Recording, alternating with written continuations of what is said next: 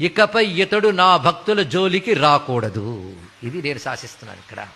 ఇతడు నావాడు కనుక ఈశ్వరుడు నావాడు అని తీసుకుంటే యముడు కూడా ఏమి చేయలేడు, ఎవ్వరు ఏమి చేయలేరు. కానీ ఈశ్వరుడు నావాడును తీసుకునేటట్టు మనం తయారవ్వాలండి.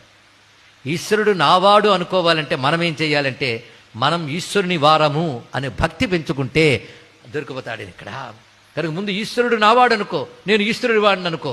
తర్వాత ఈశ్వరుడు ఊరుకోడు. ఎందుకంటే ప్రేమలో ఈశ్వరుడు అంతటి వాళ్ళేడు తెలుసుకోండి ఇక్కడ. మనం వారిని వీరిని ప్రేమిస్తాం, ఆ ప్రేమకి ఏమీ లాభం లేదు. మనసిస్తారా అన్న ఎవడు మనసు పుచ్చుకునే వాళ్ళు లేడు. మనసంతా నువ్వే, మనసిస్తారా అంటే ఎన్నాళ్ళు మనసిస్తావు, నాకు కావాల్సింది ఇవ్వంటారు. కానీ మనసిస్తే పుచ్చుకునే వెర్రిబాగులు వాడు శివుడు మాత్రమే తెలుసుకోండి ఇక్కడ. అందుకే అది ఒక్కటిస్తే చాలు, ఇంకేమీ ఇవ్వక్కర్లేదు. ఇది గుర్తుపెట్టుకుంటే చాలు ఇక్కడ. అందుకే శంకరులు అంటారు, నీకేమి ఇవ్వాలయ్యా? బంగారం ఇద్దామా అంటే నీ చేతిలో బంగారు కొండ ఉంది,